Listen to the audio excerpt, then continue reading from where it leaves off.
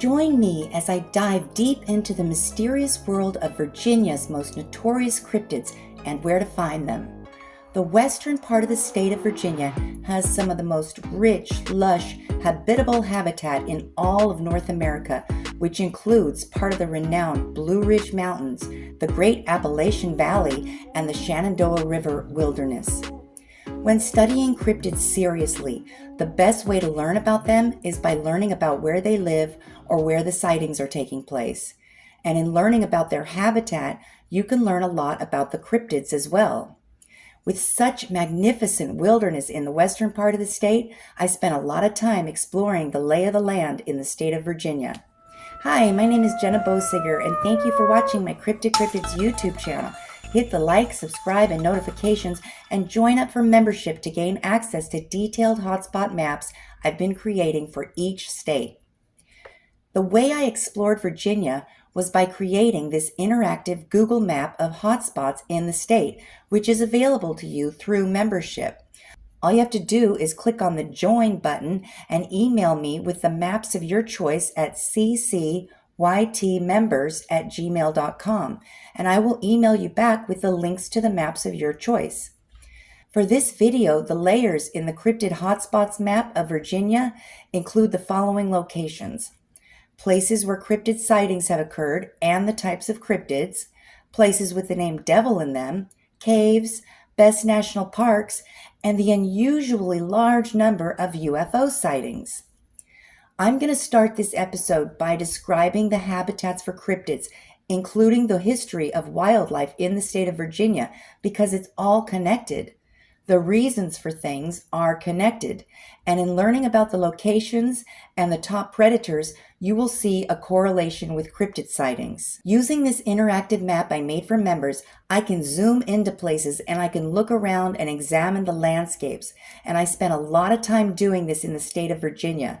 And now I can talk about different places in the state like I've been there, and in a way I have by using this hotspots map. But I'm not really looking at the cities. I'm mostly looking at the countryside. Virginia is special because of the wilderness in the west and because of its strategic place of power in the east. With these major rivers all flowing into the Chesapeake Bay and then into the Atlantic Ocean, I imagine there is a lot of energy created by this, and Jamestown is especially important for controlling the entire eastern part of the country. Because while history books will say that Jamestown was the first permanent English settlement in North America, what they really mean by settled is conquered. You must pass through Jamestown to enter the mighty James River, which is Virginia's largest river. It snakes through the Great Appalachian Valley, cuts through the Blue Ridge Mountains, and flows through the state into the Chesapeake Bay. Then you have the mighty Potomac River, which is the border between Maryland and Virginia, and then breaks off into the Shenandoah River, which winds along the crest of the Blue Ridge Mountains in Virginia. The Rappahannock River, which sounds a lot like Rapa Nui, flows to the east through the northern part of Virginia and is the longest free-flowing river in the eastern United States. It runs for approximately 184 miles from the Blue Ridge Mountains in the west to the Chesapeake Bay, just south of the Potomac River. And the same way that dams produce electricity through a process called hydroelectric power, it's possible that a lot of energy is created by the meeting of these major rivers into the Chesapeake Bay, combined with the battles in history, with the conquering of the native Powhatan mound builders in Jamestown, and the hunting of all the native wolves, cougars, and bears to total extinction, along with the near deforestation from the 1800s to the early 1900s, makes me wonder about the number of hauntings coming from this state. With the unusually high number of UFO sightings, you have to ask why. Could it be from the energy created from these major rivers that all meet in the Chesapeake Bay? Were portals created from the history of battles and the total annihilation of the native giant mound builders who were the first to settle in Jamestown? Maybe the total extirpation of all the top predators, wolves, bears, and cougars, combined with the total near deforestation, created so much negative energy that portals were opened. And maybe some of these cryptids reported in the state are some form of paranormal hauntings. With all this talk of ghosts, let's start with the first cryptid called the smoke wolf. Described as a wolf that appears in a mist or fog, or maybe even an ectoplasm, it is a wolf-like creature with both physical and ghostly abilities. Could it be hauntings of wolves created by hunting at least 2 separate wolf species, every last one to extinction by the early 1900s? Could these sightings and encounters be some type of evil ghost wolf out for revenge or residual negative energy? Were portals created from the massive loss of life of every last native wolf on such a massive scale in a relatively short amount of time, relative to the length of time wolves had lived in the Appalachian and Blue Ridge Mountain wilderness in all the states in the entire eastern half of the country? If you believe in ghosts, then it could be so. Which brings up another point.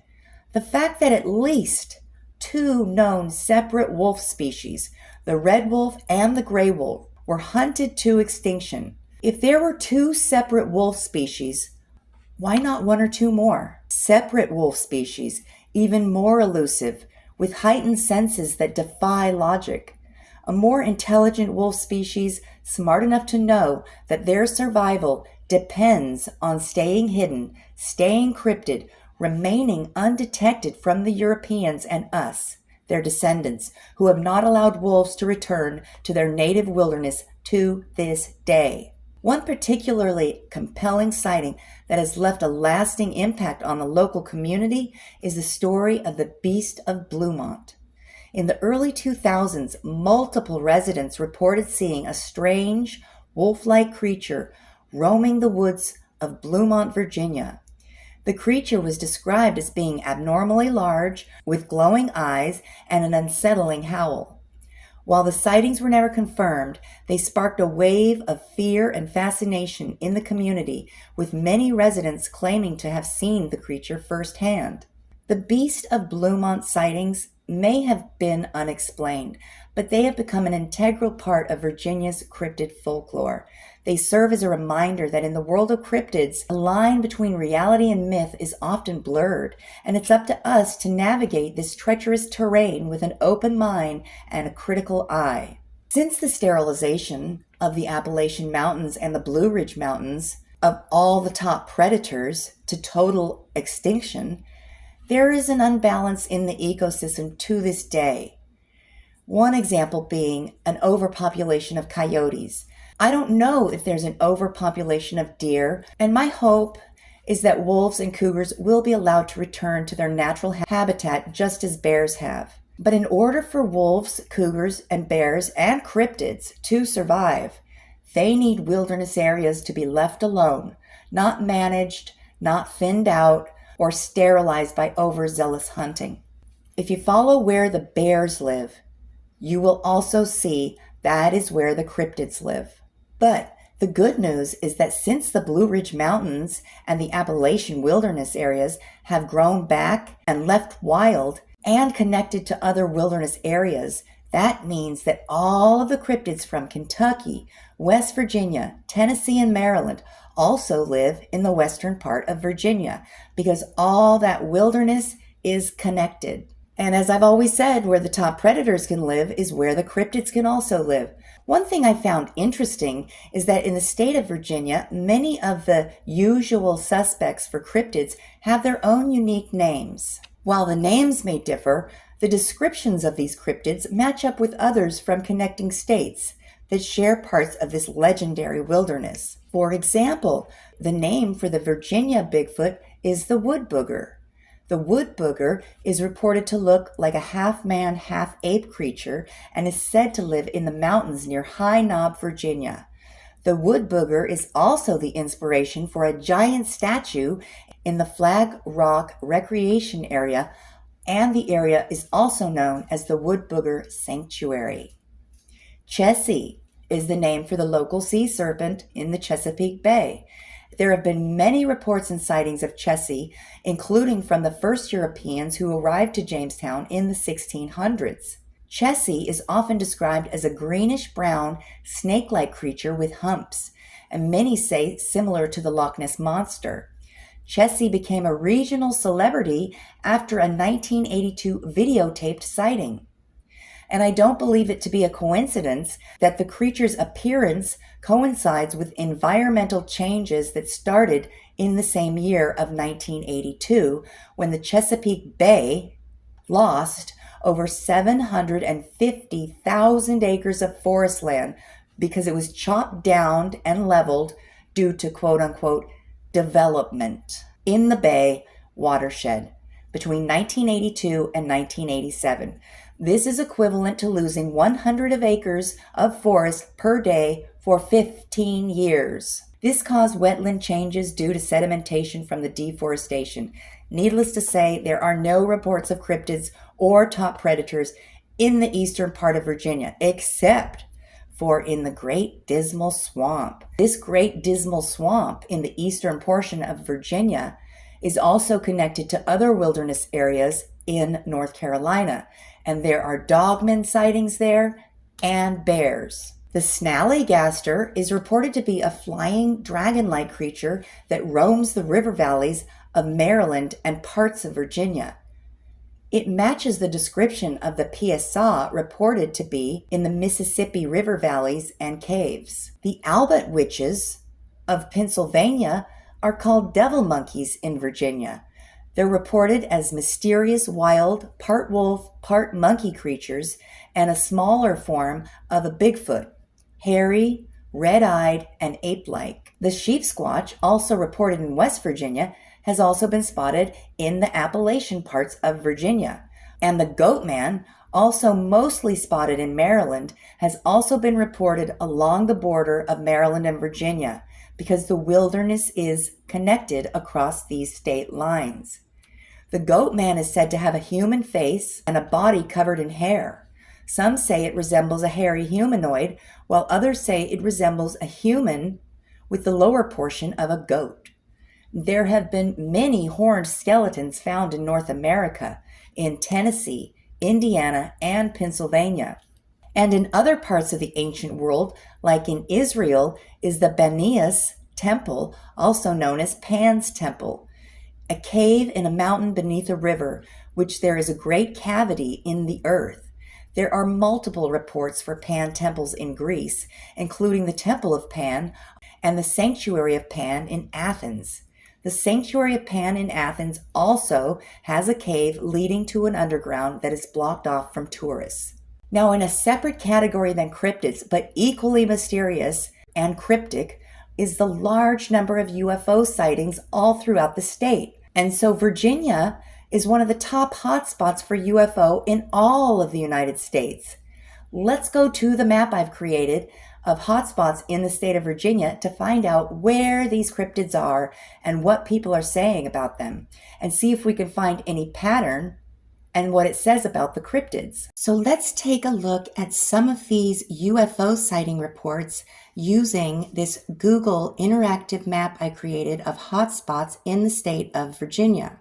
The most reported sightings occur in a place called Wytheville, right here. And if you click on the link, it's going to talk about these sightings.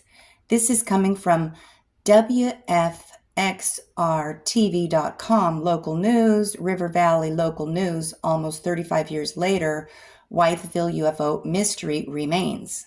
In fact, the small town has had thousands of UFO sightings. Think about that. Thousands. That's a lot. And they're coming from multiple policemen. Do you really think that these policemen all got together and decided, hey, let's make up a lie about seeing a UFO? I mean, that is more insane than what they're actually saying. 3 police officers, including some of the sheriff's office, were in Fort Chiswell and they saw a UFO. A total of 5 police officers in Fort Chiswell caught the sight of a bright red and green light in the sky, with previous military training, Pike says the officers couldn't have been fooled easily. And here's some of the written accounts that were reported to the police. On Thursday, December 6th, 1990, I was headed home in my car on Union Street in Whiteville when I saw a white ball of light in the sky, about the size of a golf ball in the sky, passing over with tremendous rate of speed. No noise, no lights, just one big blob of white light. The speed was faster than anything I'd ever seen in the night sky, and it appeared to be 5,000 to 10,000 feet up. Another report. October 16th, 1991. I was headed home around 7:45 when I saw a huge circular aircraft hovering over Whiteville. It was surrounded with a band of white and blue lights. Small red flashing lights were around the large craft. The craft made no sound. It disappeared suddenly in a clear sky, seen by a number of people attending a high school bonfire. These sightings go on and on. I'm not going to go over 2,000 reports of UFOs coming from Whiteville. But again, you've really got to ask yourself, do you really think that sheriff and multiple policemen got together to make up a lie about seeing UFOs? To me, that sounds more crazy than the fact that they actually saw UFOs. And it goes on and on and on. Oh, look, 3,000 sightings in 18 months. This is not a made-up story of 3,000 people, but they're fascinating accounts and descriptions of UFOs. And if you want to read all these UFO sightings for yourself, all you got to do is join up for membership, and you will gain access to all of these reports, not just in Whiteville, but all across the state of Virginia. There's so many. If you click on this Whiteville UFO icon on the map, you'll be able to click through and see all the reports, and you'll also be able to click this link and read about more of the details in the reports. But here's Roanoke, Virginia. Coming from spookyappalachia.com, 1970s UFO encounters, Roanoke, Virginia, you're going to read about more reports of UFOs coming from the state of Virginia. They really are endless, and like I said, I'm not going to go over all 2,000, 3,000, 5,000, 6,000. There were 3,000 UFO sightings coming from Whiteville alone. We've got some more, Downton. And if you click on the link, you'll be able to see this description as reported. And another one nearby in Fishersville. We've got a UFO reporting from Quantico. And again, if you click on it, this was in the Blue Book Project from the National Archives. The U.S. government has been involved in these sightings. This is real, you guys, and it's really not that far-fetched, especially for me, since I have seen multiple UFOs. You really want to see a UFO, you know what the trick is? Look up. Keep looking at the skies.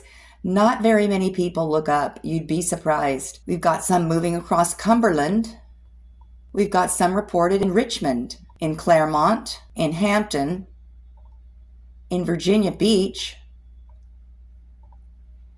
and in Clarksville. All these UFO sightings you can read about in more detail by joining up for membership and gaining access to this interactive map of UFO sightings, cryptid sightings, places with the name devil in them, of which there are a lot, caves, of which there are a lot, and the best national parks, of which there are a lot. But if you'll notice the pattern, if you take away the UFO sightings, look at this pattern. There's nothing really going on in the middle of the state. And I wanted to know why. So you see all the light green? That is where the ground has been leveled and turned into farmland. It doesn't have any in the east, except for this great dismal swamp, which is pretty amazing. Well, that's going to do it for my amazing journey into the state of Virginia. And if you've got a cryptid story of your own, I want to hear about it. Share it with me in the comments below, and let's keep the mysteries alive. And if you're hungry for more mysteries and legends, be sure to check out my next video.